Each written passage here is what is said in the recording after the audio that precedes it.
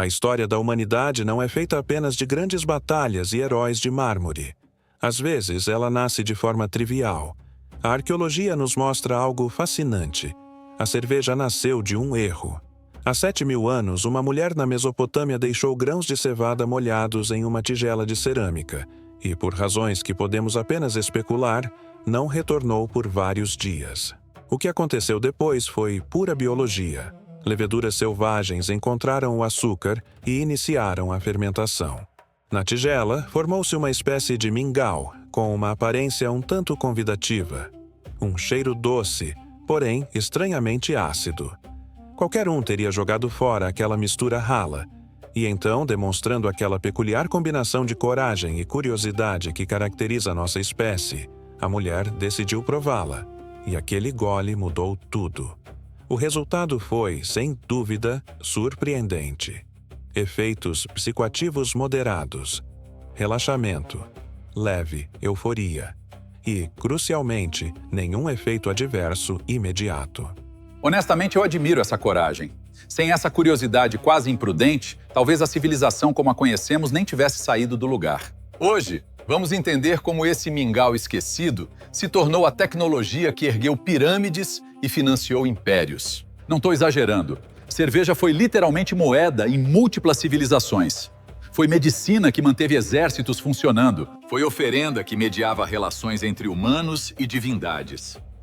Foi infraestrutura social fundamental. E posso garantir que sua perspectiva sobre aquela bebida aparentemente comum em seu refrigerador será irrevogavelmente alterada. Os sumérios, por volta de 3.000 anos antes de Cristo, haviam já desenvolvido pelo menos 8 variedades distintas de cerveja. Não estavam simplesmente fermentando grãos aleatoriamente. Haviam criado uma taxonomia sofisticada: cerveja escura, cerveja vermelha, cerveja doce, cada uma com função social específica. Cerveja forte para festivais religiosos, cerveja leve para consumo diário dos trabalhadores, cerveja com mel para oferendas votivas. Mas o documento mais extraordinário é o Hino a Ninkasi, composto aproximadamente em 1800 a.C. Superficialmente, é a adoração poética à deusa da cerveja, mas observem a engenhosidade.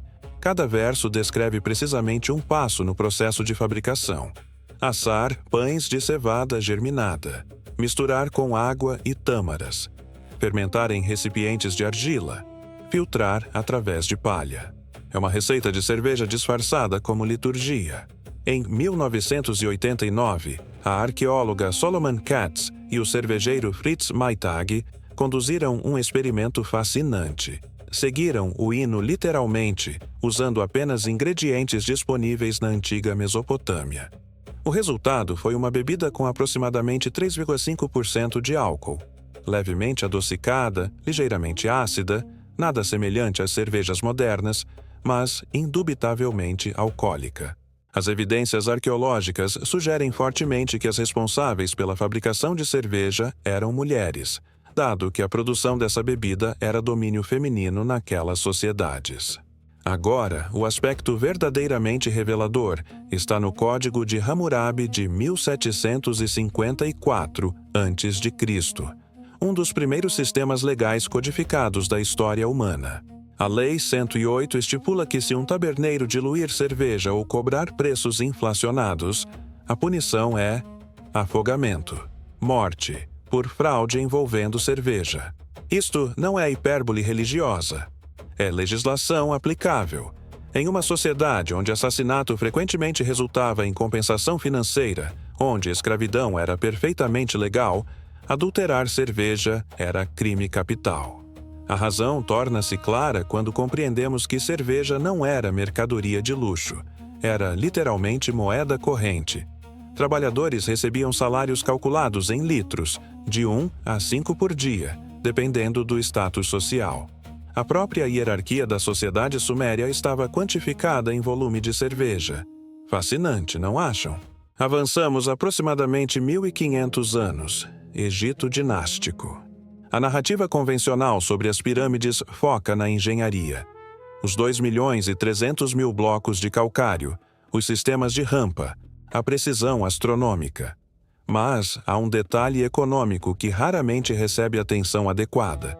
Os trabalhadores que construíram a Grande Pirâmide de Gizé, e temos os registros administrativos do reinado de Khufu para confirmar isto, eram remunerados primariamente em cerveja, 2 jarros por dia, aproximadamente 4 litros.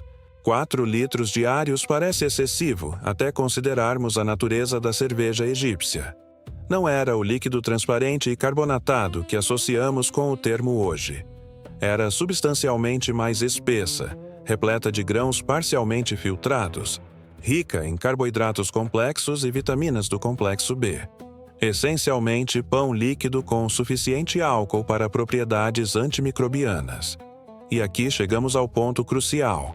O Nilo, fonte de toda a vida egípcia, estava também repleto de parasitas e patógenos bacterianos diversos.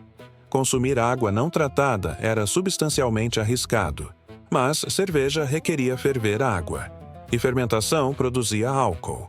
2 processos que efetivamente esterilizavam o líquido. Cerveja não era indulgência recreativa, era tecnologia de saúde pública. Os egípcios compreendiam isto tão profundamente que incorporaram cerveja em sua cosmologia. Hathor, deusa da alegria e embriaguez, recebia um festival anual onde intoxicação completa era não apenas permitida, mas ritualmente prescrita. Registros hieroglíficos descrevem devotos flutuando em cerveja, colapsando nos átrios dos templos, regurgitando nos pátios sagrados. Adoração através da alteração química da consciência. Os egípcios possuíam, devo dizer, certa honestidade teológica neste aspecto. Transportemo-nos ao norte da Europa, aproximadamente 3 milênios mais tarde. A cultura viking, frequentemente romantizada ou demonizada em medida igual, tinha protocolos sociais extraordinariamente específicos envolvendo o consumo de álcool. Recusar cerveja ou hidromel oferecido não era simplesmente indelicado. Era declaração de hostilidade. As sagas islandesas, registros literários notavelmente detalhados, documentam múltiplas vinganças sangrentas iniciadas precisamente porque um homem rejeitou o chifre de bebida de outro. A lógica subjacente é, quando examinada, perfeitamente racional. Recusa implica desconfiança. Sugere que o oferecedor possa ter envenenado a bebida, portanto, o considera inimigo. E se você me considera inimigo? Bem, as sagas são bastante explícitas sobre as consequências. O que me intriga particularmente é a escatologia nórdica. Valhalla, o paraíso dos guerreiros, é descrito essencialmente como um salão de bebida eterno. Combate durante o dia, banquete alcoólico durante a noite. Há inclusive uma cabra chamada Heidrun, cuja função singular é produzir hidromel infinito. O céu nórdico é, literalmente, uma taverna que nunca fecha. Isto revela prioridades culturais de maneira que volumes de análise antropológica não conseguiriam. Após o colapso da autoridade romana ocidental, foram paradoxalmente os monges cristãos que preservaram e, crucialmente, refinaram a arte cervejeira. A explicação é deliciosamente pragmática. Durante a Quaresma, 40 dias de penitência pré-pascal, alimento sólido era estritamente proibido. Mas líquidos? Líquidos eram permissíveis. A frase latina é elegante. Liquidum non frangit jejunum. Líquido não quebra o jejum? Monges germânicos e dos Países Baixos, confrontados com esta oportunidade teológica, desenvolveram cervejas extraordinariamente densas e potentes. Algumas excediam 10% de álcool. Eram essencialmente nutrição completa em forma líquida. E porque comunidades monásticas possuíam tempo, recursos e, crucialmente, alfabetização, documentavam meticulosamente seus processos. Mosteiros transformaram-se em laboratórios cervejeiros de fato. A inovação mais significativa foi a incorporação de lúpulo. Lúpulo, descoberto por monges alemães aproximadamente no século IX, possuía propriedades transformadoras. Adicionava amargor complexo, mas, mais importante, preservava. Compostos antibacterianos naturais, cerveja adequadamente lupulada permanecia potável por semanas, meses em condições apropriadas. Esta inovação singular viabilizou o comércio cervejeiro de longa distância, exportação transfronteiriça, mercados internacionais. Muitas das cervejarias trapistas belgas contemporâneas, produzindo algumas das cervejas mais refinadas do planeta, são descendentes diretas destes monges empreendedores. A intersecção entre devoção religiosa e lucro comercial tem, observarão, longa tradição histórica. Em 23 de abril de 1516, Ducado da Baviera, o Duque Guilherme IV promulgou o Reinheitsgebot, a Lei da Pureza. Estabelecia que cerveja poderia conter exclusivamente 3 ingredientes: água, cevada malteada, lúpulo. Levedura não foi mencionada porque microbiologia ainda não existia como disciplina. Fermentação era compreendida como processo espontâneo, quase místico. Esta legislação tem 508 anos e permanece parcialmente vigente na Alemanha contemporânea. Certas cervejarias bávaras aderem rigorosamente aos parâmetros originais, recusando qualquer aditivo moderno, adjuntos, estabilizadores, agentes clarificantes. É purismo elevado a dogma quase religioso. E observem a ironia deliciosa. Os alemães criaram regulamentação sobre cerveja que é mais antiga que a maioria das constituições nacionais, inclusive a deles própria. Prioridades, como sempre, revelam caráter cultural. 1857. Louis Pasteur, investigando deterioração em vinho e cerveja, identificou o agente causal: levedura. Micro-organismos. Consumindo açúcares, excretando álcool e dióxido de carbono como produtos metabólicos. Fermentação não era magia, era biologia quantificável. Mais significativamente demonstrou que aquecimento moderado, 60 a 70 graus Celsius por minutos específicos, eliminava contaminação bacteriana sem destruir o produto. Processo subsequentemente denominado pasteurização. As implicações foram revolucionárias. Cerveja podia agora ser armazenada indefinidamente, transportada globalmente, industrializada em escala sem precedentes.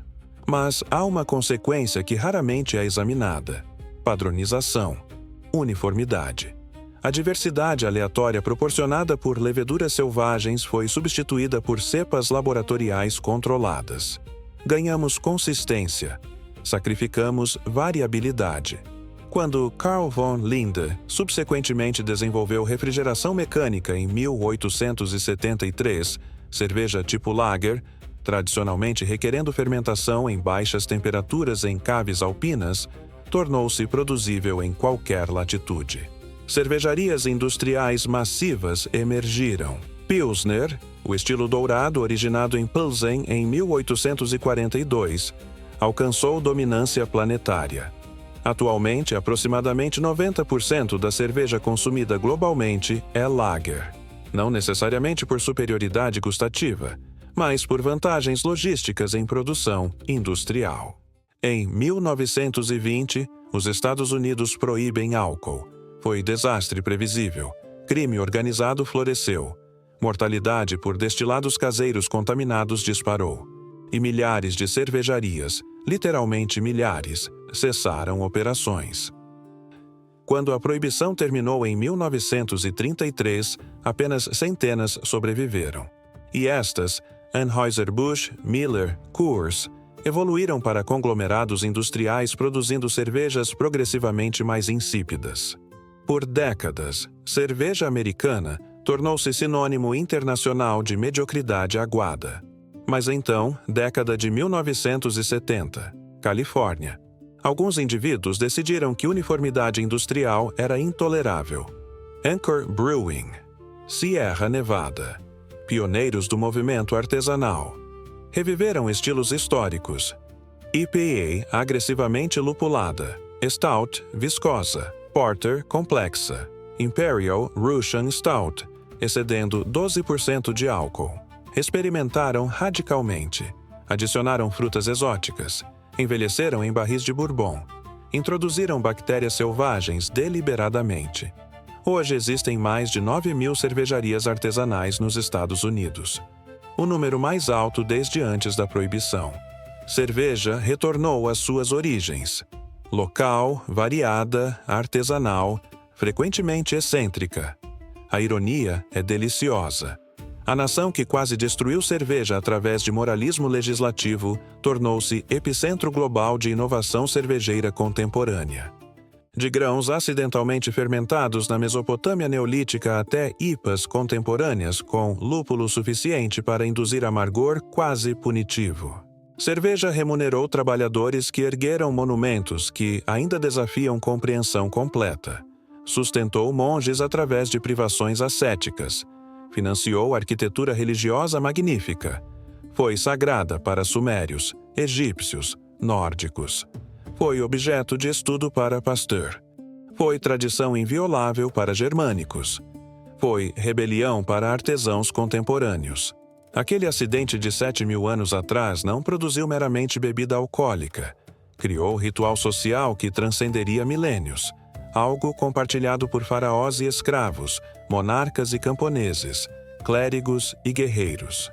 Este vídeo não tem como objetivo incentivar o consumo de bebidas alcoólicas, mas sim celebrar a incrível história de uma das bebidas fermentadas mais antigas da história da humanidade. Se esta narrativa alterou sua perspectiva sobre essa bebida milenar, considerem compartilhar o vídeo e se inscrever no canal. Nos veremos em breve no próximo vídeo.